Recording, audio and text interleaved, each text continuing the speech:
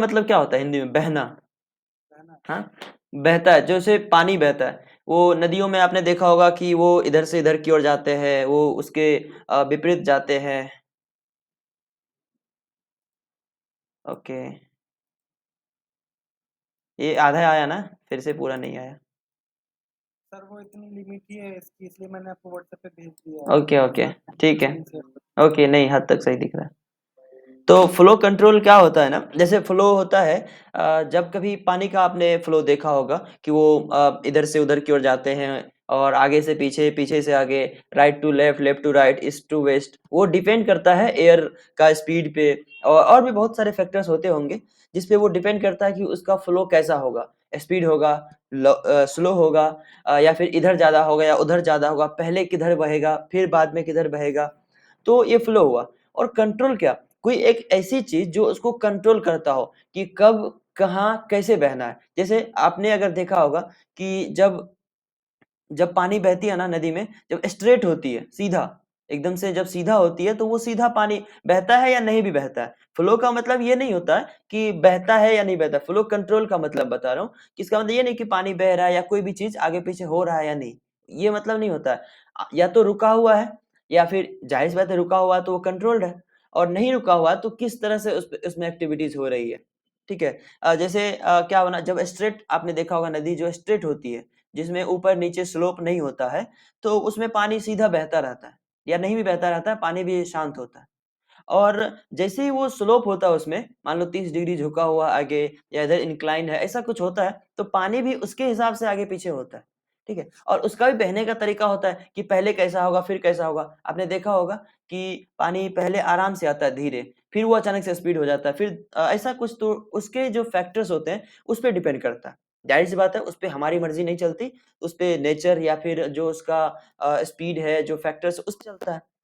लेकिन flow control वही होता है, जिस भी फैक्टर्स को वो रिड्यूस करता है, प्रोड्यूस करता है या फॉलो करता है, उसके हिसाब से चलता है। फ्लो कंट्रोल पाइथन या किसी प्रोग्रामिंग लैंग्वेज में बस यही होता है कि जो हमारे पास बहुत सारे कोड होते हैं, हमारे पास बहुत सारा कोड होता है, बहुत सारा प्रॉब्लम होता है। ठीक है। तो अपन क्या करते हैं, बार बार कोड तो लिख नहीं सकते। ठीक है। अब एक ही चीज हमें बार बार चाहिए, तो क्या बार बार कोड लिखेंगे? नहीं ना। अपन क्या करते हैं, उसके लिए एक कोड बनाते हैं, छोटा सा प्रोग्राम बनाते हैं। ठीक है।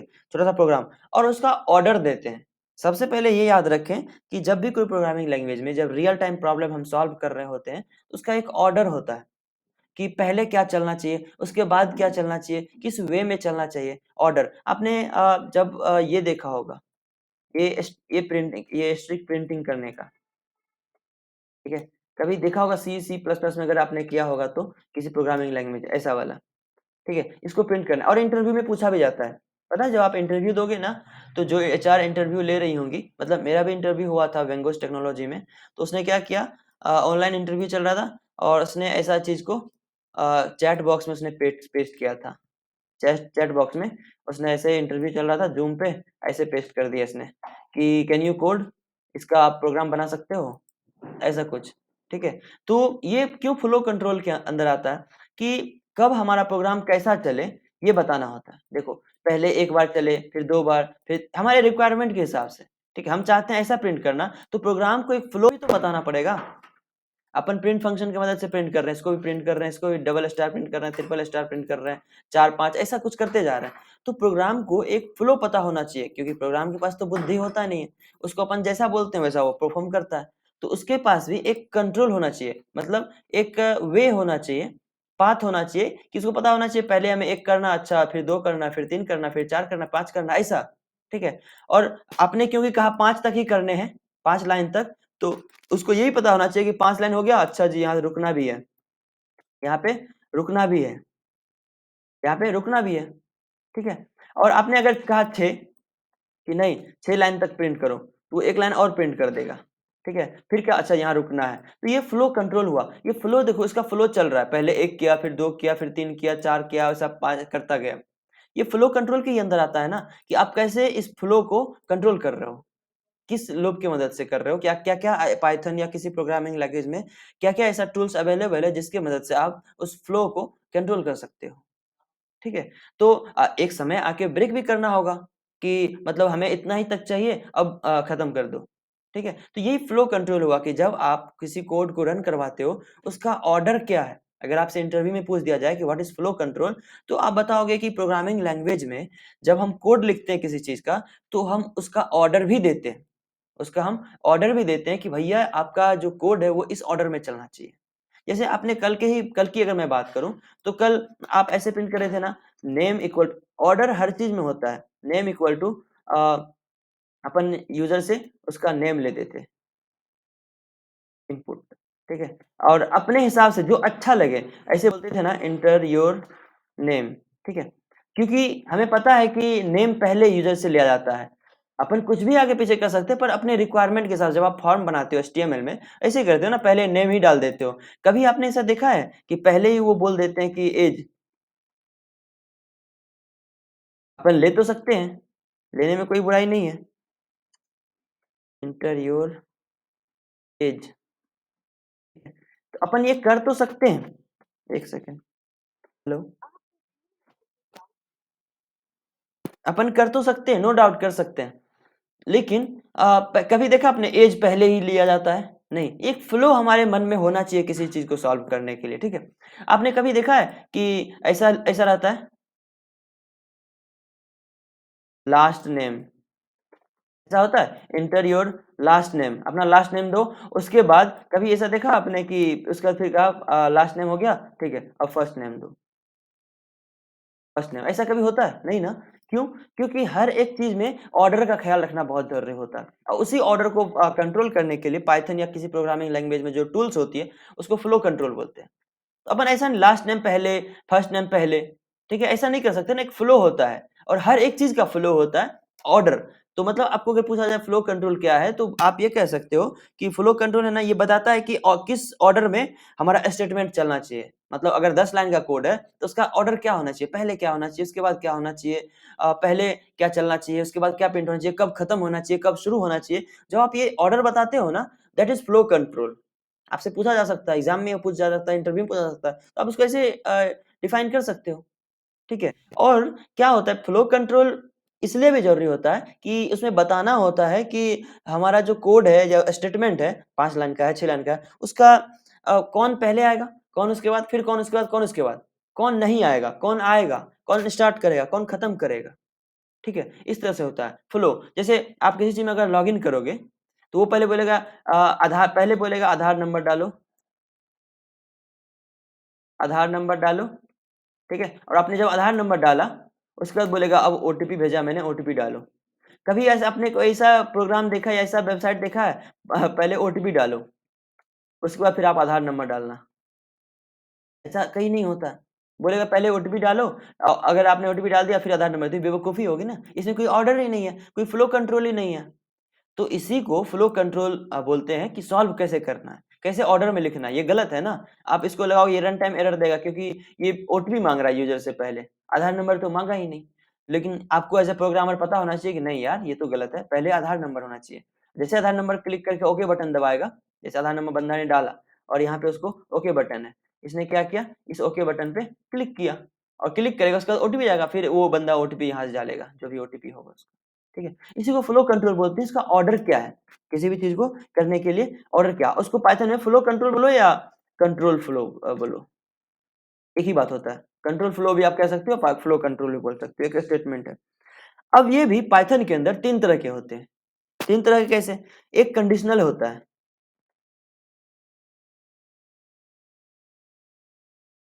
Conditional statements, STATEMENT।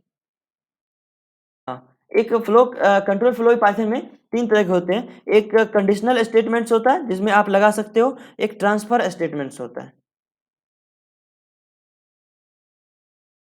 ये थ्योरेटिकल पार्ट है, ये आपको पता होना चाहिए, बस रटने का ज़रूरत नहीं है। और एक होता है जो iterative statements, iterative STATE statements, ठीक है? 3 तरह के मतलब कंट्रोल फ्लो होते हैं। एक कंडीशनल स्टेटमेंट्स, एक ट्रांसफर स्टेटमेंट्स, एक इटरेटिव स्टेटमेंट्स। अब इस तीनों का यूज़ कहाँ-कहाँ किया जाता है? ठीक है? अब इस कंट्रोल फ्लो के अंदर क्या-क्या आते हैं? तो इस कंट्रोल फ्लो के अंदर पहले जो आता है, वो होता है इफ। अभी मैं आपको बताऊँगा कैसे होता है, ठीक है? इसके अंदर जो आता है, वो इफ होता है।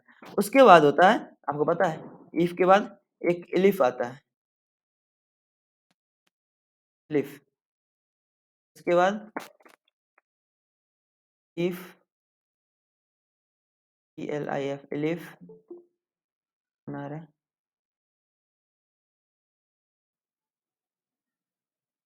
ठीक है। इफ होता है, सेकेंड इफ एलिफ, और उसके बाद होता है इफ एलिफ एल्स, ठीक है।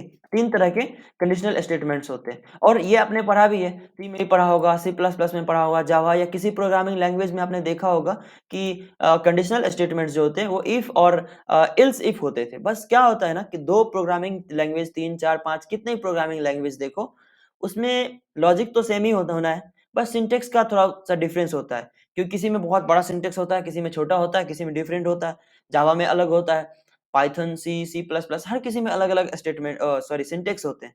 लेकिन काम तो सेम ही होगा ना, जो काम सी इफ का काम जो होगा सी में, वही काम पाइथन में होगा, और वही काम सी में होगा, सी प्लस प्लस में होगा, हर एक चीज में होगा, लेकिन लॉजिक सेम होगा, सिंटेक्स अलग-अलग होगा। इसमें इफ इस्तेमाल ऐसे करते हैं, हो सकता है सी में अलग रूल्स होंगे, जावास्क्रिप्ट में अलग होगा, जावा में अलग होगा, सिंटेक्स, ठीक है, सिंटेक्स, और काम तो सेम ही होगा, जो ये काम करेगा। बस इसमें होता क्या है, जैसे इफ कंडीशन होता है, 1 सेकंड, ओके। तो ये जो कंडीशंस हैं, ये तीनों कंडीशंस जिस चीज को फॉलो करते हैं, उसको कंडीशनल स्टेटमेंट्स बोलते हैं, तो आपको पता ही है। और पाइथन के अंदर जब 3 4 5 एक ब्लॉक बनाओगे ना आप, एक स्टेटमेंट ग्रुप ऑफ कोड्स, तो एक साथ जब इकट्ठा करोगे तो उसी को आप ब्लॉक बोलते हो या स्टेटमेंट बोलते हो, ठीक है, जहाँ पे 4 5 कोड एक ही चीज को सॉल्व कर रहा होता है, ठीक है, 4 5 कोड, लाइन का कोड मिला के कोई एक परफॉर्म कर रहा होता है। जैसे मैंने आपको अभी बताया था कि जब अपन पैटर्न प्रिंट करते थे ना, ये वाली, आपने सी और सी प्लस प्लस अगर किया होगा, ये पैटर्न प्रिंटिंग, ये अपन जब करते थे, तो 4-5 लाइन्स के कोड मिला के, फॉर लूप या जो भी हम लूप इस्तेमाल करते थे, वो मिला के एक ये प्रिंट करता था, ठीक है? तो क्योंकि अब 1 लाइन का कोड तो होता नहीं था, 2, 3 या 4-5 लाइन का होता था, तो अपन वो सब मिला के जब ये प्रिंट करते थे, तो उसको स्टेटमेंट बोलते थे कि हाँ, हमने 5 लाइन के कोड मिला के हमने ये प्रिंट किया, तो दैट इज़ स्टेटमेंट। वो 5 लाइन का कोड मिला के क्या हो गया? एक स्टेटमेंट तैयार हो गया, एक ब्लॉक तैयार हो गया। तो उसमें जो लॉजिक लगाते हैं अपन, ये सब लॉजिक लगाना पड़ता है। क्यों? क्योंकि आपने देखा कभी 1 प्रिंट करना होता था, कभी 2, कभी 3, कभी 4, कभी 5 ऐसे करके। तो हमें कुछ ना लॉजिक तो लगाना होगा ना कि 1 कब प्रिंट करना है, 2 कब प्रिंट करना है, 3 कब प्रिंट करना है, 4 कब प्रिंट करने हैं, ठीक है? तो ये तो जैसे आपने 10th और 12th पास किया, बहुत से गार्जियंस ऐसे ऑफर देते हैं, ठीक है? अगर 10th में तुम इतना मार्क्स लाओगे तो तुम्हें ये दिया जाएगा। अगर 12th में तुम्हारे मार्क्स इतने होंगे तो तुम्हें ये एज़ अ गिफ्ट दिया जाएगा। ठीक है? तो वहाँ भी इफ कंडीशन लगे होते हैं। उसका मतलब क्या होता है? अगर इफ वहाँ भी होते हैं ना कि अगर, इफ मतलब यदि, अगर तुम्हारा मार्क्स 70% आया, ठीक है? 70% आया तो तुमको क्या दिया जाएगा? मान लेते हैं लैपटॉप दिया जाएगा, ठीक है? अगर फिर वो बोलते हैं नहीं तो, मतलब नहीं तो या फिर यदि, फिर से मान लेते हैं इफ 70% से कम हुए, मान लेते हैं 60 हुए, यदि 60 हुए तो अब गार्जियन क्या बोलते हैं कि 60 अगर हुआ तो मोबाइल दिया जाएगा, मोबाइल ही मिलेगा। फिर बोलते हैं अगर, देखो वो यूज़ होता है ना रियल लाइफ में ऐसे, तो ये सारे, और बता दो अगर वो बोला 50% हुआ, तो 50% अगर हुआ तो मोबाइल तो नहीं मिलेगा, ऑटो मिलेगा, ठीक है? टेम्पू दे दिया जाएगा उसको चलाने के लिए। अगर मान लो सपोज़ दैट ये अब देखो ये तीनों स्टेटमेंट मिलके क्या होता है, ये तीनों एक स्टेटमेंट है, ठीक है? एक ब्लॉक बन गया। अब ये तीनों जो काम करेगा ये किस पे अप्लाई होगा? उस बच्चे पे। किसके द्वारा? उसके गार्जियन के द्वारा। अब कोड तो ये तीनों मिला के, अब देखो ये इसके बिना अधूरा, ये अधूरा है। अपन एक लाइन में सॉल्व नहीं कर सकते, 2 लाइन में नहीं कर सकते। अब जो भी हमारा रिक्वायरमेंट था, हमारे पास 3 ऑप्शन थे, 70, 60, 50, ठीक है?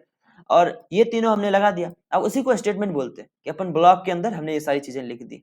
तो उसी को ये फ्लो कंट्रोल के अंदर क्यों लिखा गया कि हमारे पास एक ऑर्डर है, ठीक है? एक ऑर्डर है, या तो अपन 27 से 70 से स्टार्ट करें कि ऊपर से नीचे करें, सबसे हायर होगा तो ये देंगे, उसके बाद ऐसा होगा ये देंगे, या फिर मेरे पास ये भी ऑप्शन है कि अपन सबसे कम से स्टार्ट कर देते हैं। अगर 50% या उससे कम हुआ तो अपन ऑटो दिला देंगे तुमको, फिर 60% या उससे थोड़ा ज़्यादा हुआ तो मोबाइल दिला देंगे, 70% या उससे ज़्यादा हुआ तो लैपटॉप दिला देंगे, दैट्स इट। तो अपन इस ऑर्डर में भी बता सकते हैं। तो ये जो ऑर्डर डिफाइन करते हैं ना, दैट इज़ ये ऑर्डर, यही फ्लो कंट्रोल हुआ, ठीक है? किस तरह से अपन उसका फ्लो बताते हैं और ये कंट्रोल करना कंट्रोल किसके हाथ में होता है? प्रोग्रामर के हाथ में कि आप इसका कंट्रोल कैसा करते हो और ये जिस कंडीशन की मदद से आप करते हो, वो कंडीशनल स्टेटमेंट्स होता है, ठीक है? तो अब जैसे इफ इस जो स्टेटमेंट है, वो कंडीशनल स्टेटमेंट्स होता है। अब ये भी कंट्रोल फ्लो के अंदर आता है, ठीक है? तो आई होप आपको समझ में आया। अब इसका यूज़ कैसे करते हो आप हम आगे देखेंगे, ठीक है? अब देखते हैं ट्रांसफर स्टेटमेंट्स। ट्रांसफर स्टेटमेंट्स क्या होता है? ट्रांसफर स्टेटमेंट्स में ना अगर आपको कोई किसी चीज़ का यूज़ करना हो, ठीक है? तो आप इस्तेमाल करो वरना आगे ट्रांसफर कर दो। जैसे ऑफर आता है ना कि आपको अगर इसका इस्तेमाल करना हो तो आप रख लो, नहीं तो आप आगे भेज दो, ठीक है? तो वही होता है ट्रांसफर और एक पास होता है। ये पाइथन के अंदर पास एक नया है, ठीक? ये आप सी में नहीं मिलेगा, सी प्लस प्लस में भी नहीं मिल सकता है। लेकिन इसके अंदर नया क्या है कि ये ट्रांसफर स्टेटमेंट्स के अंदर इसलिए रखा गया है ब्रेक और कंटिन्यू पास। ट्रांसफर स्टेटमेंट्स क्या होता है? मतलब आपने कभी देखा होगा कि कोई चीज़ अगर आपके पास ऑफर आता है, या तो आप रख लो या किसी दूसरे को पास कर दो। आपने रियल लाइफ में भी बहुत चीज़ें देखी होंगी, ठीक है? अगर आपके पास आया, आप रख लो, नहीं तो आप किसी और को दे दो। अगर आप रास्ते में चल रहे हो, आपको रास्ते में कुछ मिल गया, मान लेते हैं चाबी मिल गई, कोई वॉलेट मिल गया या कुछ किसी का कुछ खोया होगा आपको मिल गया। आपके पास 2 ऑप्शन है, या तो आप खुद रख लो या फिर किसी और को दे दो। ठीक है? तो उसी तरह से जब आप एक स्टेटमेंट चलाते हो, ठीक है? आपको मन है कि आपको हो गया मतलब आपका इतना तक ही काम था, ठीक है? आपने आपका रिक्वायरमेंट कुछ ऐसा है कि आपको इतना तक ही काम था। मान लेते हैं लूप 10 बार चल रहा है हमारा, प्रोग्राम जो रन हो रहा है वो 10 बार रन हो रहा है। लेकिन आप चाहते हो ये 10 बार तो रन हो रहा है, लेकिन हमें 5 बार ही रन करवाने हैं। अब क्योंकि सिर्फ पाइथन पढ़ के आप कुछ नहीं कर सकते ना, जब तक आप उसका इस्तेमाल जेंगो में या किसी रियल टाइम प्रॉब्लम सॉल्व करने में नहीं लगाओगे तो क्या बेनिफिट है पाइथन पढ़ने का, किसी भी प्रोग्रामिंग लैंग्वेज पढ़ने का? कोई बेनिफिट नहीं है, जब तक उसका रियल लाइफ में इम्प्लीमेंट नहीं करोगे, ठीक है? तो जब आपको उसका इस्तेमाल करना है, आप कर लो, नहीं तो आगे जाने दो। जैसे मान लो कोई लूप चल रहा है या कोई पाइथन में प्रोग्राम एग्जीक्यूट हो रहा है 10 बार, ठीक है? तो आपको चाहिए कि 5 बार ही एग्जीक्यूट इनफ है। तो आप 5 एग्जीक्यूट होने के बाद अगर ब्रेक स्टेटमेंट लगा दोगे, ट्रांसफर इसी को बोलते हैं। ट्रांसफर के अंदर क्या होता है, अगर आपको रखना है तो रख लो, नहीं तो चलने दो। ब्रेक का काम वही होता है। ट्रांसफर में इसलिए रखा गया है कि अगर आपको 10 बार चलना है, 5 बार में ही आपको रोक देना है, ठीक है? अब ब्रेक लगा दो। जैसे गाड़ी चल रही होती है ना, तो गाड़ी बाय डिफ़ॉल्ट कंटिन्यू में होती है। वो कंटिन्यू कंटिन्यू चल रहा होता है, उसको रुकता नहीं है, ठीक है? और अगर आपको रोकना हो, मतलब ठीक है यार इतना पे ही रोक देना है, तो आप ब्रेक लगा दो कि ठीक है 10 बार चलना तो था, पर हम 5 बार में ही अपन उसको रोक देते हैं। तो वो क्या कर देगा, टर्मिनेट कर देता है, याद है आपको टर्मिनेट? टर्मिनेट कर देता है और ये कंटिन्यू ही रखता है। और पास क्या होता है? ये पाइथन के अंदर पास नया है, इसका मतलब ये होता है इफ इन इस कंडीशन के अंदर आता है ये पास। पास का मतलब ये हुआ कि अब देखो क्योंकि ये सारी चीज़ें कंट्रोल फ्लो के अंदर आती है, तो किसी भी फ्लो को कंट्रोल करना किस तरह कंट्रोल करेंगे, इस सब चीज़ों की मदद से हम कंट्रोल करते हैं। ब्रेक मतलब ये कि हमें अगर रोकना हो तो ब्रेक लगा देते हैं, कंटिन्यू मतलब चलते रहने दे या छोड़ देते हैं जितना चल रहा है, इन्फिनाइट लूप जैसे हो गया आपका। अगर आप इन्फिनाइट लूप लगाओगे ना, तो कंटिन्यू अगर आपने लगा दिया, वो इन्फिनाइट ही चलेगा। लेकिन आपने अगर बीच में ब्रेक लगा दिया तो ये रुक जाएगा। जैसे व्हाइल लूप होता है ना व्हाइल, तो व्हाइल लूप क्या होता है उसमें कोई एक बार आप कुछ उसमें स्टेटमेंट लगा दो, वो बार-बार रन होता जाता है, इन्फिनाइट। अब आपने उसमें भी कंटिन्यू लगा दिया, तो वो इन्फिनाइट ही होगा और नहीं भी कंटिन्यू लगाया, तो व्हाइल के बारे में आपको पता है, वो उसके पास क्षमता होता है कि वो पूरा का पूरा रन करे, इन्फिनाइट लूप। लेकिन अगर उसमें आपने ब्रेक लगा दिया कि भैया इस हद तक आके आप ब्रेक कर दो, तो वो ब्रेक कर देगा। और पास का मतलब ये होता है कि कभी-कभी पाइथन के अंदर ना जैसे ये होता था और भी प्रोग्रामिंग लैंग्वेज में। जैसे आपने इफ एक स्टेटमेंट बना दिया। जैसे अगर सी की बात करो तो वहाँ पे आपने इफ बना दिया और आप उसने उसमें ब्लॉक करके रख दिया ऐसा। उसमें कुछ आपने कोड लिखा ही नहीं, ठीक है? आपने कुछ लिखा ही नहीं तो आप छोड़ दो। छोड़ देते थे तो ये कोई आउटपुट नहीं देता था या फिर कुछ भी उसके अंदर कोई ब्लॉक नहीं होता था। लेकिन कुछ कोड तो लिखना पड़ता था ना कि यहाँ पे लेकिन पाइथन के अंदर अगर आप इफ स्टेटमेंट लिख रहे हो अगर आप इफ स्टेटमेंट लिख रहे हो और चाहते हो कि ये एम्प्टी रहे फिलहाल के लिए, इसमें क्या लॉजिक लिखना है, कुछ ना कुछ लॉजिक तो लिखना पड़ेगा ना। इफ पापा अगर बोले यदि, क्या यदि? यदि के बाद कुछ तो होगा स्टेटमेंट, कुछ तो लॉजिक होगा ना। तो पापा बोलेंगे यदि 70% मार्क्स नहीं आए तो तुम्हें मोबाइल नहीं लैपटॉप नहीं दूँगा। तो कुछ तो स्टेटमेंट आई ना, एक लॉजिक आया कि यदि आपका marks not equal to 70% then you will not get laptop and mobile phone, right? तो फिर उसके बाद बोलते हैं आफ्टर दैट फिर बोलते हैं यदि आपका मार्क्स 60% नहीं हुआ तो you will not gate mobile phone और जो भी हो। तो फिर अगर फिर बोलते हैं यदि बार बार बोलते हैं ना और फिर लॉजिक लगाते हैं, यदि बोलते हैं फिर लॉजिक लगाते हैं और फिर यदि बोल के ही रह जाए, सिर्फ और सिर्फ यदि बोल के ही रह जाए तो पास हो गया ना, सिंपल पास हो गया, कुछ बोले ही नहीं आगे, तो दैट इज पास। अगर इफ कंडीशन लगा दो और कुछ आप लिखे ही नहीं, कोई लॉजिक नहीं लिखा, कुछ नहीं, तो पास लिख दो, वहां पास लिख दोगे तो पाइथन उसको नहीं पढ़ेगा। जिस तरह से कमेंट्स होते हैं ना, बिल्कुल कमेंट्स जैसा नहीं है, इसका वर्क अलग होता है, पर जिस तरह से कमेंट्स होते हैं वो उस लाइन को पढ़ता ही नहीं है पाइथन। तो किसी कंडीशन के बाद, मतलब इफ कंडीशन के बाद अगर आप पास लगा देते हो ना, पास, तो वो इफ कंडीशन को पढ़ता तो है पर इसका लॉजिक नहीं पढ़ता, क्योंकि समझ रहा है पास कर दिया उसने, अभी अभी तक आपने लॉजिक नहीं लिखा, वो स्टेटमेंट अभी अधूरा है, राइट। तो आप इस तरह से कर सकते हो। ये ट्रांसफर स्टेटमेंट्स के अंदर आता है कि अगर रुकना हो, आगे भेज देना हो तो अपन ट्रांसफर यूज कर लेते हैं। और इटरेटिव का मतलब आपको पता है कि बार-बार जो लूप चल रहा होता है, दैट इज इटरेटिव। जो नंबर ऑफ लूप्स जितने भी हो सकते हैं, वो आपके हिसाब से हो सकते हैं, वो पाइथन के हिसाब से हो सकते हैं, वो किसी लॉजिक के हिसाब से हो सकते हैं, किसी के हिसाब से हो सकते हैं, और दैट इज इटरेटिव। वो इटरेट करता है बार-बार, बार-बार इटरेट करता है। इरिटेट नहीं, इटरेट, ठीक है? याद रखिएगा। तो ये जो बार-बार इटरेट का मतलब क्या होता है? जो एकदम से उसका ब्लॉक चलता रहे, ठीक है? वो नंबर ऑफ लूप्स ज़्यादा हो सकते हैं, अनकाउंटेबल हो सकते हैं, काउंटेबल हो सकते हैं, आपके रिक्वायरमेंट के हिसाब से हो सकते हैं, कभी-कभी आपके रिक्वायरमेंट के बिना हो सकते हैं। तो वो होता है, जिसमें अपन एक लिमिट लगा देते हैं या फिर नॉन लिमिट भी कर देते हैं। ये इतने बार तो चलना ही चाहिए। जैसे हमारे क्लास में 70 बच्चे हैं, हम चाहते हैं कि हमारा जो प्रोग्राम हो वो 70 बार चले, तो अपन उसके लिए क्या करेंगे? उसके लिए इटरेटिव स्टेटमेंट्स लगाते हैं। इटरेट करेगा वो, क्या करेगा इटरेट मतलब बार-बार वो चलाएगा। ठीक है, बार बार वो रन एग्जीक्यूट करेगा, इटरेट करेगा, दैट इज इटरेटिव स्टेटमेंट्स। ठीक है, तो इटरेटिव स्टेटमेंट्स कंट्रोल फ्लो के अंदर आता है। क्यों? क्योंकि ये भी एक ऑर्डर है, ये भी एक ऑर्डर है। कहां से स्टार्ट करेगा? अगर आप इटरेटिव स्टेटमेंट्स लगा रहे हो तो कहीं ना कहीं एक ऑर्डर भी तो आप उसको दे रहे हो ना, कि अगर 70 बच्चे हैं तो आप कहां से स्टार्ट करो, या तो 70 से स्टार्ट करो और 1 पे आ जाओ, या फिर 1 से स्टार्ट करो और 70 तक चले जाओ। तो आप एक ऑर्डर तो दे रहे हो ना, and that order is control flow. ठीक है, तो ये इटरेटिव स्टेटमेंट्स होते हैं। अब इस स्टेटमेंट के अंदर फॉर और व्हाइल आते हैं। देखो सी और सी प्लस प्लस में हमने ये सब पढ़ा है, व्हाइल फॉर। जो डू व्हाइल होता है, सी में सी प्लस प्लस में हमने देखा होगा डू व्हाइल होता है, डू और व्हाइल। पाइथन में उसको खत्म कर दिया है, डू और व्हाइल को। ठीक है, आप व्हाइल के लूप्स की मदद से आप वो सब चीज कर सकते हो। ठीक है, जो भी आपको करना है व्हाइल लूप लगाओ, आसानी से वो काम करेगा। कोड भेजा एक बार चेक कीजिए। क्या? कोड भेजा है। ये पढ़ लेते हैं ना, कर लेंगे उसके बाद। Okay sir. ठीक है, तो हाँ, अब जब जैसे ही हम सी और सी प्लस प्लस में डू वाइल अपन इस्तेमाल करते थे, पाइथन ने उसको क्या किया, खत्म कर दिया। बोला वाइल लूप की मदद से आप सारी चीजों को प्रिंट कर सकते हो, आप जिस तरह से चाहते हो उस तरह से प्रिंट कर सकते हो। ये तीन जो स्टेटमेंट्स होते हैं ना, ये फ्लो कंट्रोल के अंदर आते हैं। कि अगर आपको आपके ब्लॉक्स का, अभी मैंने बताया ब्लॉक क्या होता है, जैसे 5-6 लाइन जो एक ही चीज पे वर्क कर रहा होता है, आपका एक ही कोड सॉल्व कर रहा होता है, या आपका एक ही प्रॉब्लम, एक ही चैलेंज को सॉल्व कर रहा होता है, दैट इज ब्लॉक। कि आपने 10 लाइन का कोड लिखा और वो एक ही चीज को सॉल्व कर रहा है, दैट इज ब्लॉक। और उस ब्लॉक के अंदर जब आपको ऑर्डर लगाने हो, दैट मीन्स कंट्रोल फ्लो लगाना हो। और कंट्रोल फ्लो कितने तरह के होते हैं? 3 तरह के कंडीशनल स्टेटमेंट्स होते हैं। अब इसमें कंट्रोल फ्लो, ये भी कंट्रोल फ्लो कहलाता है। क्यों? क्योंकि हमें ऑर्डर देना होता है कि पहले क्या, उसके बाद क्या, उसके बाद क्या। फिर ट्रांसफर स्टेटमेंट्स, कि इसके बाद रोकना है या फिर आगे बढ़ते देना है, फिर इसके बाद रोकना है या आगे बढ़ते देना है।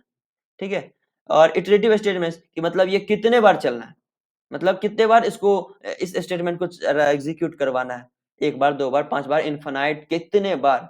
ठीक है, तो अपन ये इटरेटिव स्टेटमेंट इस्तेमाल कर सकते हैं। ठीक है, तो यही कंट्रोल फ्लो होता है कि किस तरह से आप किसी प्रोग्राम लैंग्वेज के अंदर उसकी ऑर्डर को आप कंट्रोल करते हो। ठीक है, तो अब बात करते हैं इफ के बारे में, इफ कंडीशन के बारे में। ठीक है, तो आपने सी में ही पढ़ा होगा, सी प्लस प्लस में ही पढ़ा होगा, और भी बहुत जगह पढ़ा होगा। इफ इल्स कैसे होता है, इल्स इफ कैसे काम करता है। अगर सी की बात करूं तो इफ होता था, फिर इल्स इफ होता था, और फिर इल्स होता था, शायद यही होता था सी और सी प्लस प्लस में।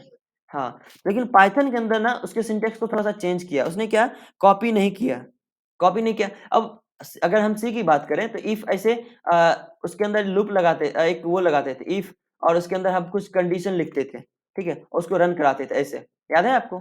इसके अंदर, इसके अंदर अपन कुछ लिखते थे लॉजिक, और इसके अंदर अपन प्रिंट करते थे। अब जब ये लॉजिक ट्रू होता था, मैंने आपको पहले भी सिखाया था और मैंने ये भी आपसे कहा था कि इफ कंडीशन जब पढ़ रहे होंगे तब अच्छे से इफ के बारे में पढ़ेंगे, लेकिन फिलहाल थोड़ा-सा पढ़ाया था आपको कि अगर यहाँ पर इफ के बाद ट्रू आता है, तभी इस स्टेटमेंट को वो एग्जीक्यूट करता है। अगर ये फॉल्स आता है, इसको एग्जीक्यूट नहीं करता है। याद रखिएगा, दो ही चीज पे पाइथन या कोई प्रोग्रामिंग लैंग्वेज अपना स्टेटमेंट को रन करवाती है। कब? ट्रू और फॉल्स। जब ये ट्रू आएगा, इसको रन करवाएगा। अगर फॉल्स आया तो आगे बढ़ जाएगा। अगर आगे इल्स है तो इल्स को ध्यान देगा, नहीं तो आगे बढ़ निकलता बनेगा। ठीक है, इस तरह से होता है। जैसे क्या इसका रूल होता है? इफ कंडीशन का तरीका क्या होता है? इफ कंडीशन और ऐसे, और उसके बाद स्टेटमेंट्स। स्टेटमेंट्स मतलब ये जो है पाइथन के अंदर अभी तक आपने तो देखा ही कि कोलन इस्तेमाल करना ही पड़ता है। कोलन का बहुत ज्यादा इस्तेमाल है। उसने सेमी कोलन को हटा दिया लेकिन कोलन को रखा है।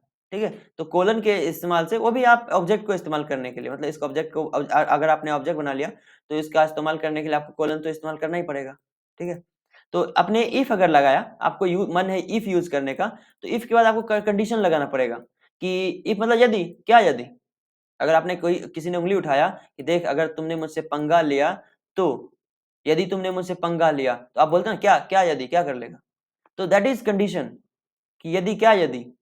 तो अगर सामने वाला बंदा इफ बोला तो इसका मतलब पूछ रहे हो क्या कंडीशन क्या है बता, तो ये कंडीशन अगर उसने बताया, तो अगर कंडीशन सही हुआ, ट्रू, कंडीशन ट्रू हुआ किसी भी मैटर में, किसी भी रिक्वायरमेंट में कंडीशन अगर ट्रू हुआ, ये ब्लॉक करेगा, ये ब्लॉक रन करेगा। अगर ये फॉल्स हुआ, अगर ये फॉल्स हुआ तो आगे बढ़ेगा। अगर आगे आगे कैसे बढ़ेगा? इल्स होगा। अगर आगे इल्स हुआ तो ये इसको रन करा देगा। क्यों? क्योंकि इफ और इल्स के बारे में पता है। अगर इफ रन किया तो इल्स रन नहीं करेगा, और अगर इफ रन नहीं किया तो इल्स रन करेगा ही करेगा, गारंटी करेगा। ठीक है, तो इल्स में कोई लूप नहीं लगा, लॉजिक नहीं लगाना पड़ता, इल्स ऐसे ही चल देता है। ठीक है, अगर इफ नहीं वर्क किया तो इल्स के अंदर कोई लॉजिक लगाने का जरूरत नहीं है। इल्स के बाद इसके इल्स के अंदर जो स्टेटमेंट्स आएगी वो ऑटोमेटिक रन हो जाएगा, क्योंकि इफ रन नहीं किया। लेकिन अगर ये रन कर गया, और ये रन कब करेगा? जब कंडीशन का वैल्यू ट्रू आएगा। याद रखिएगा, बस दो ही चीज, ट्रू या फॉल्स। कोई भी चीज ट्रू और फॉल्स पे काम करती है इस पाइथन के अंदर। अगर पहला ये कंडीशन ट्रू हो गया तो ये स्टेटमेंट रन करेगा, मतलब एग्जीक्यूट करेगा। इल्स मतलब अगर ये रन नहीं किया, मतलब इसका वैल्यू अगर फॉल्स आ गया, ये कंडीशन का वैल्यू अगर फॉल्स आ गया, तो ये तो जाहिर सी बात है ये स्टेटमेंट रन नहीं करेगा, इसको ब्लॉक कर देगा। तो क्या रन कराएगा? इल्स। इल्स के अंदर जो भी स्टेटमेंट होगा। ठीक है, यहाँ पे अगर मैंने कहा इफ, और इसके अंदर एक अपन क्या कंडीशन लिखते हैं, क्या कंडीशन लिखते हैं? अगर तुम पढ़ोगे, इल्स मतलब अगर तुम पढ़ोगे, और उसके अंदर आपने क्या लिख दिया? जॉब लग जाएगी। ठीक है, अब देखो यहाँ पे हमने इफ कंडीशन लगाया, और लॉजिक क्या, मतलब कंडीशन क्या लिखा? अगर तुम पढ़ेगी, जॉब कब लगेगा? जॉब कब जॉब लग जाएगी। जॉब कब लग जाएगी? जब ये स्टेटमेंट ट्रू होगा, ये वाली स्टेटमेंट ट्रू होगा। अगर तुम पढ़ोगे, अगर तुम सच में पढ़ रहे हो तो जाहिर सी बात है इसका वैल्यू क्या हो जाएगा? ट्रू। और अगर नहीं पढ़ रहे हो, ये फॉल्स। फॉल्स मतलब इल्स, इल्स मतलब जॉब, वरना जॉब नहीं लगेगी। ठीक है, अब देखो हमने इफ एल्स कंडीशन लगाया, अगर तुम पढ़ोगे, अगर तुम पढ़ोगे तो जाहिर सी बात है जॉब लग जाएगी। फिर हमने नहीं इल्स लगाया, इल्स मतलब जाहिर सी बात है अगर तुम नहीं पढ़ोगे, ये अगर ट्रू हुआ, अगर ये ट्रू हुआ, अगर ये ट्रू हुआ, अगर ये ट्रू हुआ तो ये रन कर जाएगा। और अगर ये ट्रू नहीं हुआ, उसको मतलब नहीं है इसके अंदर क्या लिखा, अगर ये ट्रू नहीं हुआ तो वो इल्स पे आ जाएगा। ठीक है, और इल्स के अंदर जो लिखा हुआ है वो प्रिंट कर देगा। ठीक है, तो अगर आप सच में पढ़ रहे हो तो जाहिर सी बात है इसका वैल्यू क्या होगा? ट्रू होगा। अगर आप पढ़ रहे हो इसका वैल्यू क्या होगा? ट्रू होगा। ट्रू होगा, और ट्रू होगा तो ये प्रिंट करेगा हाँ जॉब लग जाएगी। लेकिन अगर आप नहीं पढ़ रहे हो, अगर आप नहीं पढ़ रहे हो, इसका क्या आंसर प्रिंट होगा? फॉल्स।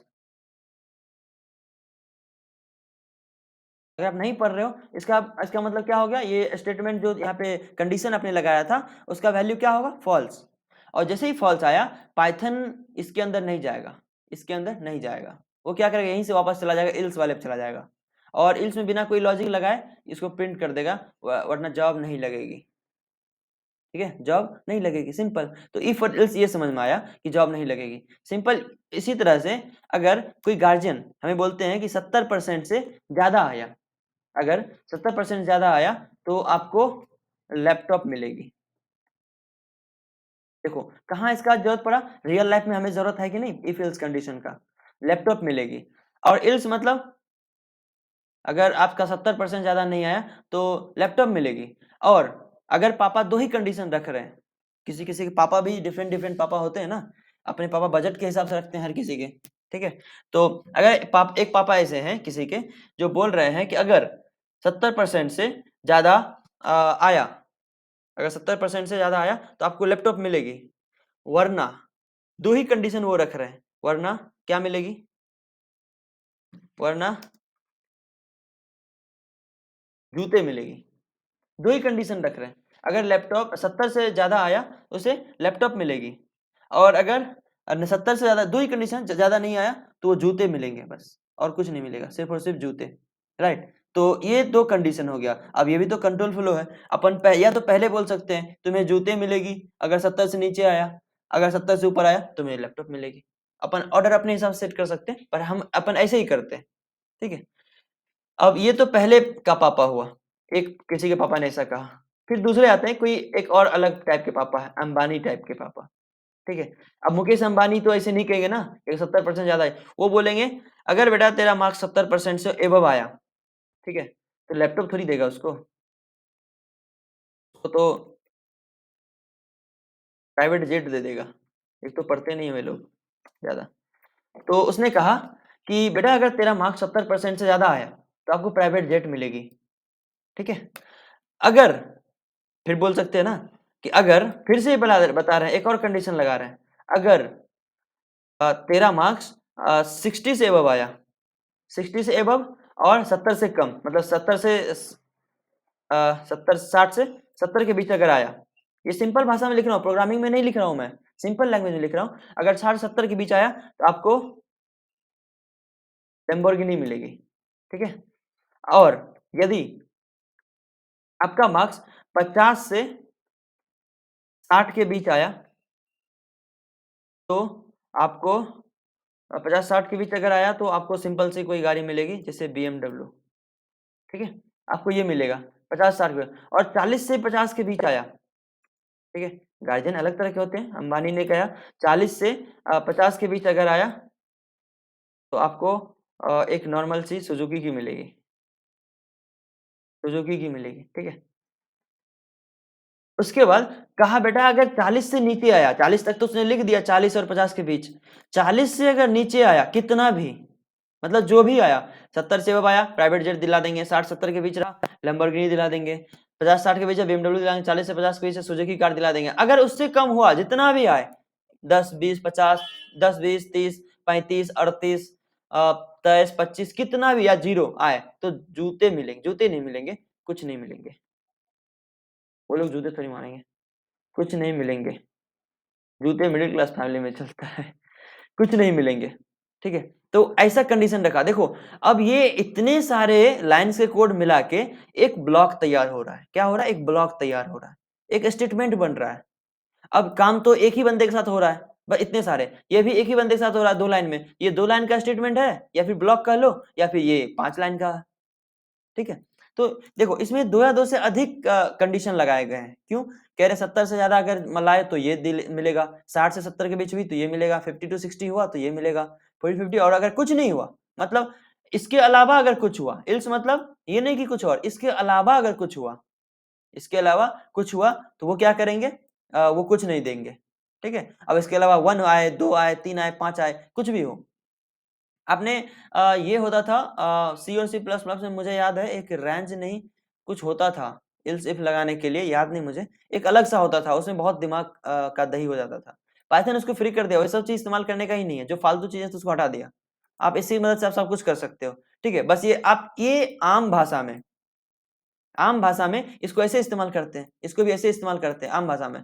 तो पाइथन भी तो आम ही लैंग्वेज है ना, वो भी तो इंग्लिश लेवल लैंग्वेज, जिस तरह से अपन इंग्लिश बोलते हैं कि hey if you are doing this and then you can do this, and if you are doing this and then you can get this, इस तरह से हम इस्तेमाल कर सकते हैं, otherwise you can get this, ठीक है, इसी तरह से इसमें भी करते हैं। बस करना क्या है, जैसे हमने इफ कंडीशन लगाया था, इफ के बाद हमें पता है एल्स आता है। क्या आता है? एल्स आता है। लेकिन अगर एक और इफ चाहिए मुझे, एक और इफ चाहिए, तो क्या करेंगे? इलिफ लगा देंगे। क्या करेंगे? इलिफ, मतलब एक और एल्स, एक और एल्स, मतलब एल्स भी आ रहा है और इफ भी आ रहा है। मतलब अगर ये कंडीशन वर्क नहीं किया, हमें चाहिए दूसरा कंडीशन चेक करो। इसमें क्या हुआ, ये कंडीशन अगर वर्क नहीं किया तो सीधे लास्ट कंडीशन यही मिलेंगे। लेकिन अंबानी फैमिली से है क्योंकि, तो ये कह रहे हैं अगर ये कंडीशन वर्क नहीं किया तो एक और कंडीशन दे रहा हूं, तो दूसरा कंडीशन लिखने के लिए इलिफ लगाते हैं। जैसे सी और सी प्लस प्लस में अपन एल्स इफ लगाते थे ना, उसी तरह से इसमें इलिफ लगाते हैं। फिर अगर ये भी वर्क अगर नहीं किया, तो फिर अगला कंडीशन के लिए भी same to same elif, same to same elif लगा देते हैं। अगर ये भी वर्क नहीं किया, एक और कंडीशन हम दे रहे हैं एक्स्ट्रा बोनस में उसको, तो फिर से इलिफ, ठीक है, फिर से इलिफ। और फिर जब ये भी वर्क नहीं किया, अब हमें एक ही कंडीशन बचा है, तो एल्स लगा दीजिए। सिंपल, खत्म, टाटा बाय बाय, या कुछ नहीं मिलेंगे। ठीक है, तो ऐसा आई होप आपको समझ में आया। इसको अपन कोड में करेंगे तो और भी ज्यादा समझ में आएगा। तो इफ कंडीशन, लेकिन हाँ, यहाँ वर्क कैसे करता था, ये चीज आप दिमाग में रखिएगा, बहुत लॉजिकल चीज है। वर्क कैसे करता था? वर्क ट्रू और फॉल्स पे। देखो, अगर इसने लिखा 70 से एबव मार्क्स आना चाहिए, तो क्या है ना, यहाँ की वैल्यू अगर ट्रू होगी, यहाँ की वैल्यू अगर ट्रू होगी, अगर पाइथन के बारे में बात करें, तो यहाँ की वैल्यू अगर ट्रू होगी, तो ये उसको प्राइवेट जेट मिल जाएगा। इलिफ की अगर बात करें, मान लो ये फॉल्स हो गया, ये फॉल्स हो गया, 70 से ज्यादा मार्क्स नहीं आए, ठीक है, फॉल्स हुआ, तो अगले पे आएगा, और अगले पे आएगा। अगर ये ट्रू हुआ, ये ट्रू हुआ, तभी उसको लैम्बोर्गिनी मिलेगा। अगर ये फॉल्स हो गया, तो उसको लैम्बोर्गिनी नहीं मिलेगा। क्या होगा? आगे वाले पे आ जाएगा वो, फिर ये, फिर ये, फिर ये। अगर ये भी फॉल्स हो गया, ट्रू होता तो ये मिल जाता, फॉल्स हुआ तो अब कोई ऑप्शन नहीं है, एल्स, मतलब ये लगा दो लास्ट में, कुछ नहीं मिलेंगे।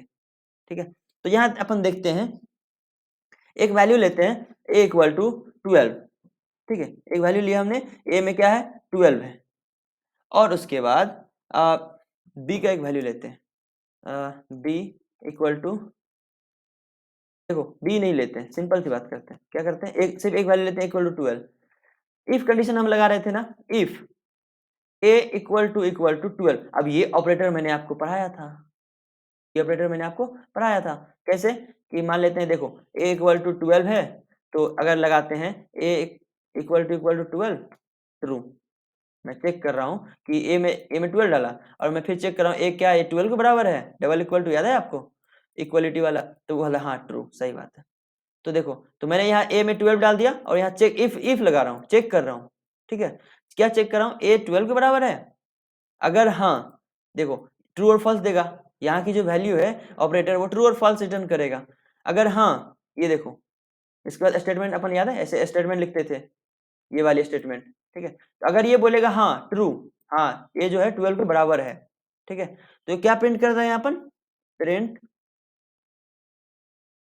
ए, यस प्रिंट कर रहे हैं, यस।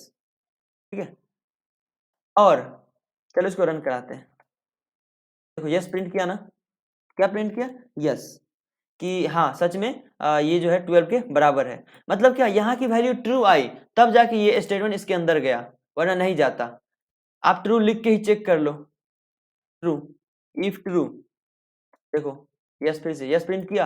अब तो समझ में आ गया ना, अच्छा यहाँ पे ट्रू ही चाहिए इसको, चाहे जैसे ट्रू लिखे। ठीक है, अब या तो लिख दो ए, ऐसे में नॉट इक्वल टू पढ़ाया था, नॉट इक्वल टू 13, फिर से यस प्रिंट किया। क्या मतलब? ए 13 के बराबर नहीं है, ए 13 के बराबर नहीं है, हाँ सही बात है, नहीं है, ट्रू आएगा आंसर, क्योंकि ए तो 12 है ना, तो ए 13 के बराबर नहीं है, नहीं है तो आगे बढ़ जाएगा, ये इसको प्रिंट कर देगा, क्योंकि इसका वैल्यू ट्रू आया। और फॉल्स देके चेक कर लो आप, फॉल्स, ये उसके अंदर जाएगा ही नहीं, देखो कुछ नहीं प्रिंट किया, उसके अंदर गया ही नहीं, क्यों? क्योंकि यहाँ पे वैल्यू फॉल्स आ गई। आप इसके अंदर लॉजिक लगा चेक करो, ए नॉट इक्वल टू 12, आप कह रहे हो ए के अंदर ए 12 के बराबर नहीं है, जबकि ए तो 12 के बराबर है ना, तो ये तो फॉल्स आना चाहिए। देखो, देखो फिर से रन कर गया, कंडीशन के अंदर नहीं गया, क्योंकि इसकी वैल्यू जो है फॉल्स आ गई। उसी के तरह अगर आप यहाँ पे मान लो a इक्वल टू 12 लगाया, तो प्रिंट यस करेगा। अदरवाइज अगर नहीं मैच किया, एल्स, तो क्या लिखना चाहिए? Print note. अब यहाँ पे आप प्रिंट फंक्शन लगाओ, जो भी एग्जीक्यूशन लगाना है, जो भी स्टेटमेंट लगाना है, इसके बाद आप लगा सकते हो। ठीक है, जो भी आपको प्रिंट करना हो, लिखना हो, कुछ भी आप कर सकते हो। ठीक है, अब इसको रन कराते हैं, यस प्रिंट किया। क्यों? क्योंकि यहाँ की वैल्यू ट्रू हो गई थी, इसने इल्स को देखा ही नहीं। आपको मैंने बताया ना, जब यहाँ की वैल्यू ट्रू हो जाएगी वो इल्स को पढ़ेगा ही नहीं, लेकिन जब यहाँ की वैल्यू फॉल्स होगी तब इल्स को पढ़ेगा। अब फॉल्स देके चेक कर लेते हैं। चलो हमने क्या किया, मैं कह रहा हूँ a 12 के बराबर नहीं है, ये नॉट इक्वल टू वाला है ना, मैं कह रहा हूँ a 12 के बराबर नहीं है। अब ये तो फॉल्स आएगा ना, यहाँ की वैल्यू क्या आएगी, फॉल्स। क्यों? क्योंकि एक तो 12 के बराबर है, और आप कह रहे हो a 12 बराबर नहीं है तो फॉल्स। और जैसे ही यहाँ की वैल्यू फॉल्स आई, इफ इसके अंदर नहीं जाएगा, इसके अंदर नहीं जाएगा, क्या करेगा, इल्स के अंदर जो भी होगा, इल्स के अंदर जो भी डेटा होगा उसको प्रिंट कर देगा, या जो भी आपने लिखा है। नोट, नोट कहां से आ रहा है, यहाँ से, क्योंकि यहाँ देखा यहाँ की वैल्यू जो है फॉल्स हो गई। जैसे हाँ, तो यहाँ की वैल्यू फॉल्स हो गई तो वो क्या किया, इल्स वाले के अंदर जो भी चीजें लिखी हुई थी उसको प्रिंट कर दिया।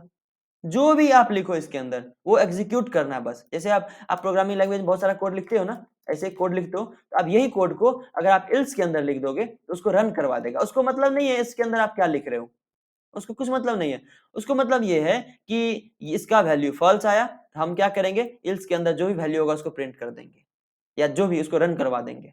अगर हम प्रिंट नहीं करना चाहते हैं, अगर चाहते हैं a equal to a plus 1, a plus 1, अब यहाँ प्रिंट करते हैं क्या, a, ठीक है, देखो क्या प्रिंट करेगा, 13। 13 क्यों, a में हमने 12 डाला था, फिर इफ कंडीशन लगाया और चेक कर रहा हूँ, इफ अगर a 12 के बराबर नहीं है, अगर a 12 के बराबर नहीं है तो प्रिंट यस कर दो। अब मतलब यहाँ की वैल्यू अगर ट्रू आएगी तो ये यस प्रिंट करेगा, मतलब इसके अंदर जाएगा, ये इस ब्लॉक के अंदर जाएगा। लेकिन यहाँ की वैल्यू क्या ट्रू आ रही है, नहीं, फॉल्स आ रहा है, क्योंकि a 12 के बराबर, आप कह रहे हो a 12 के बराबर नहीं है, लेकिन a तो 12 बराबर है। ये क्या कर रहा है, जैसे ही यहाँ की वैल्यू फॉल्स आई, ये क्या कर रहा है, इल्स पे चला जा रहा है, और इसके अंदर जो भी है उसको एग्जीक्यूट कर दे रहा है। और हमने इल्स के अंदर क्या लगाया, a की वैल्यू है को 1 से बढ़ा दो, a की वैल्यू को 1 से बढ़ा दो, और फिर हमने प्रिंट फंक्शन a लगाया, तो 12 का वैल्यू अब यहाँ पे क्या हो गया था, 13। लेकिन जब यहाँ पे आप ये लगाओ a 12 के बराबर है, यदि इफ a 12 के बराबर है, तो इसके अंदर ये जाओ, ये प्रिंट करो, तो देखो यस 12 कैसे प्रिंट हुआ, अगर a 12 के बराबर है, आप कह रहे हो हाँ ट्रू, इसका वैल्यू ट्रू आया, जैसे ही ट्रू आया ये इसके अंदर रन करेगा, प्रिंट यस, तो उसने यस को प्रिंट कर दिया। और जैसे ही ये वाला वैल्यू ट्रू हुआ, इल्स को तो पढ़ेगा ही नहीं, कभी नहीं पढ़ेगा, इल्स को छोड़ देगा, इसे इल्स के बाहर चला आएगा। इसके बाहर प्रिंट a है, तो a की वैल्यू तो 12 था, चेंज तो हुआ ही नहीं, इसने प्रिंट कर दिया।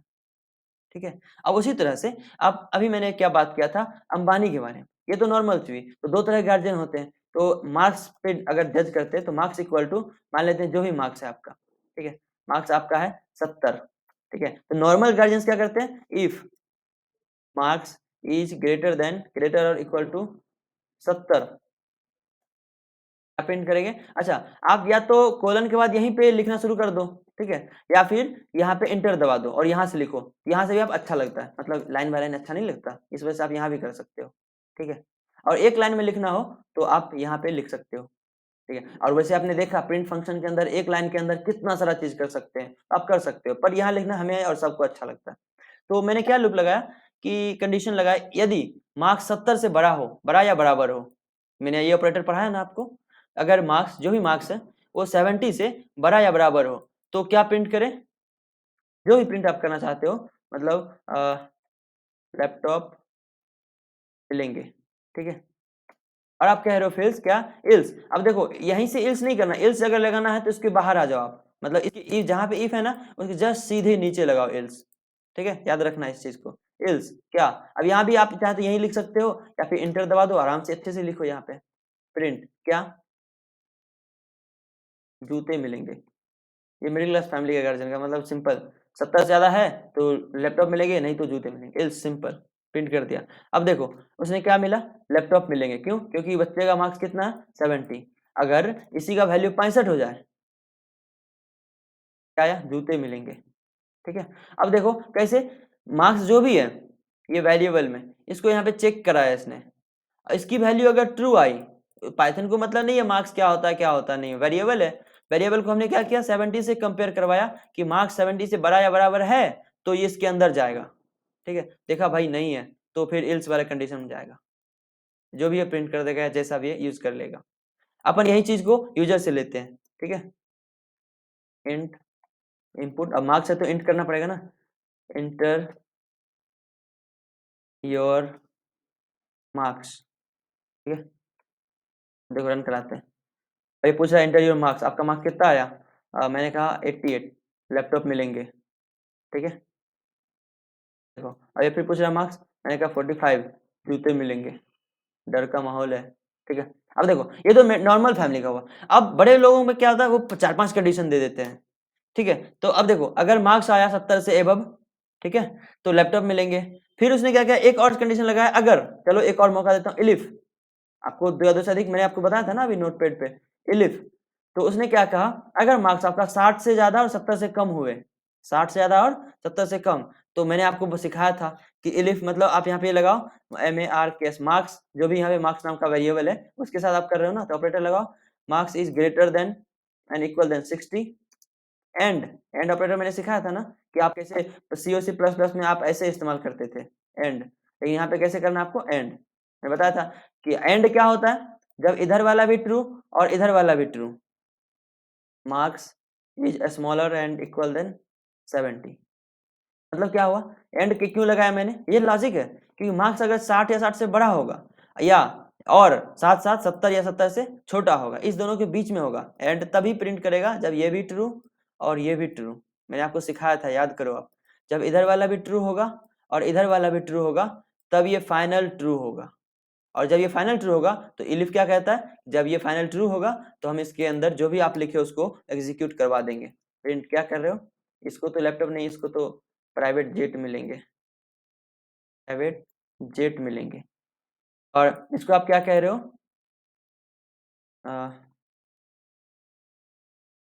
लैम्बोर्गिनी मिलेंगे, लैम्बोर्गिनी मिलेंगे। कब, जब वो मार्क्स 60 से ज्यादा, एंड लगाया हमने 70 से कम, ये लॉजिक है, क्योंकि एंड तभी प्रिंट करेगा आगे बढ़ने, इसको ट्रू करेगा जब इधर वाला भी ट्रू और इधर वाला भी ट्रू होगा। अगर एक भी ट्रू नहीं हुआ, जैसे भाई फॉल्स, और जब फॉल्स तो पूरा फॉल्स, पूरा फॉल्स तो इलिफ उसके अंदर जाएगा ही नहीं, ठीक है। तो इसने ये लगा दिया, फिर से एक इलिफ लगाया, और इलिफ के अंदर इसे बताया कि marks is greater than and equal than 50, 50 से बड़ा हुआ, एंड मार्क्स छोटा हुआ और बराबर हुआ किससे, 60 से। अगर ऐसा हुआ तो प्रिंट क्या मिलेंगे, सुजुकी कार, ठीक है। तो उसने इतना तक उसको दिया, सुजुकी कार मिलेंगे, सुजुकी कार मिलेंगे। और अगर इतना ज्यादा कुछ नहीं हुआ तो जूते मिलेंगे, ठीक है, उसको भी कह दिया जूते मिलेंगे, ठीक है। तो देखो इलिफ हमने बोला, ये अगर ट्रू नहीं हुआ तो ये इस पे आएगा, इलिफ पे।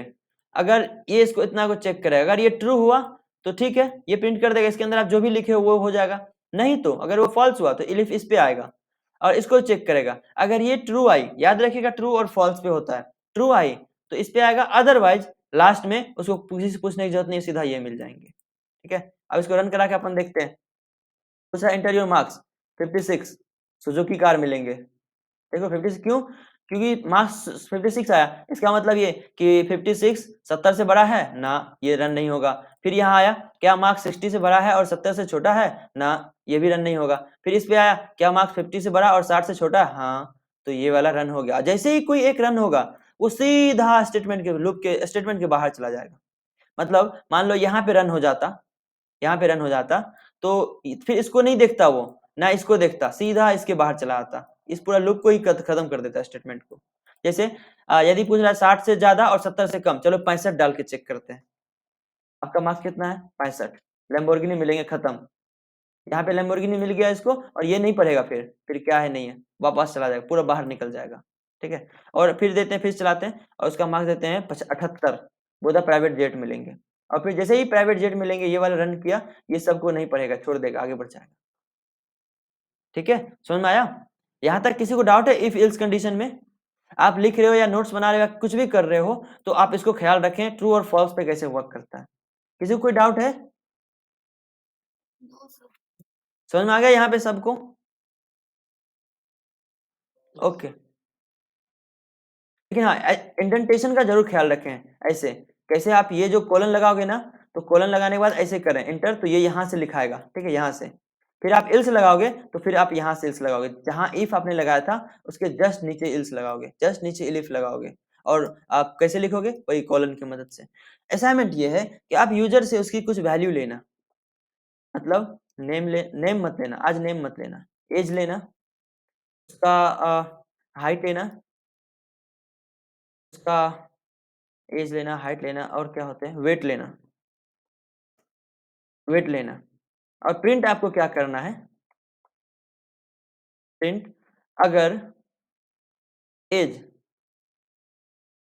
If age is greater than 60 and smaller than 70, then 100, then उसको आप प्रिंट करके बताना कि you cannot join gym। आप उसको बताना कि अगर आपका एज 60 से ज़्यादा है और 100 से कम, यूजर से आपको लेना है, ठीक है, 100 से कम है तो आप जिम ज्वाइन नहीं कर सकते। पहला ये क्वेश्चन इतना ही है, ठीक है। आप यूजर से यही लेना कि लेना एज, हाइट और वेट। दूसरा आपको ये प्रिंट करना है, प्रिंट क्या प्रिंट करना है, इफ HIEGST होता ना, HEI height as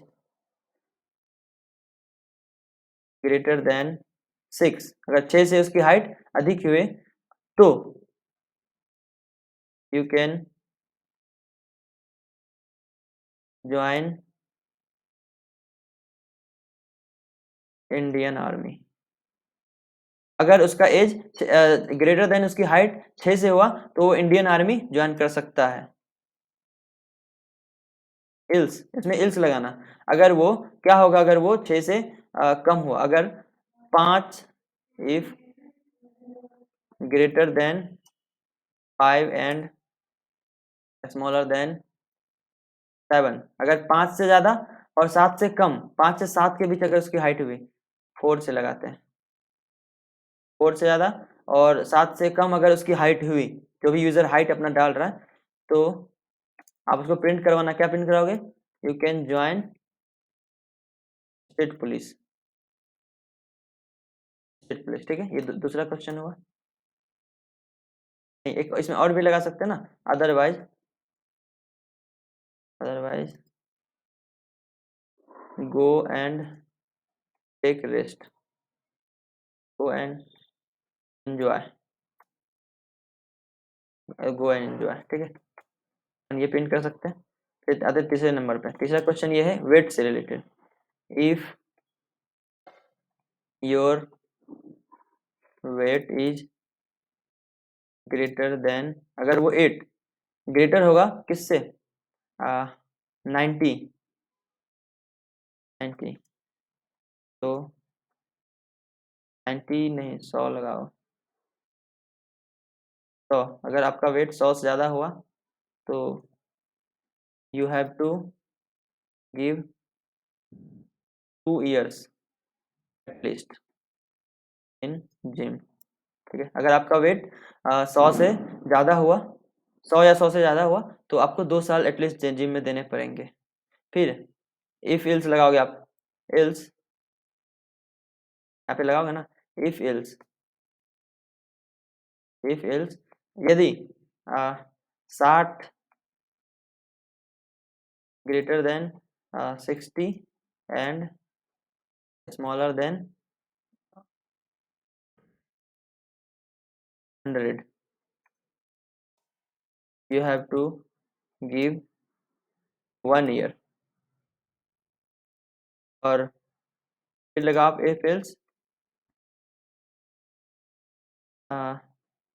greater than कितना 50 and smaller than 60,